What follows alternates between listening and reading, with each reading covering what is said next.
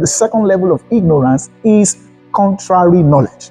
Contrary knowledge, as we see from the book of 2 Corinthians chapter 10, and when you begin to read from verse 4 and 5, he said, the weapons of our warfare are not carnal, but mighty through God to the pulling down of strongholds. And then when he began to explain to us what those strongholds is, he said imagination, okay?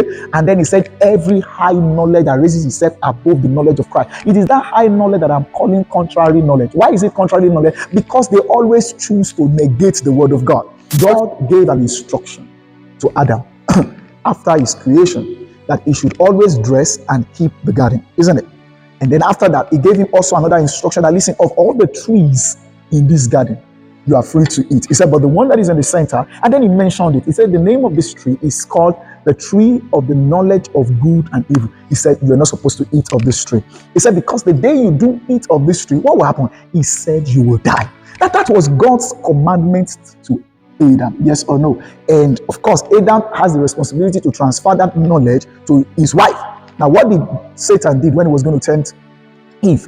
He brought a contrary knowledge. Now, he started by saying, okay, as God said, you should not eat of every fruit in this garden. Our mother, Eve, said, no, he didn't say that. It's only this tree. That this tree said we should not even touch it. We should not eat it. That the day we do it, we shall die. Did you know what the devil said next to Eve? He said, you shall not surely die.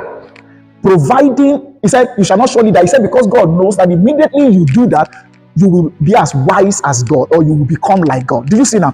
Providing a contrary knowledge to the knowledge that God had already given.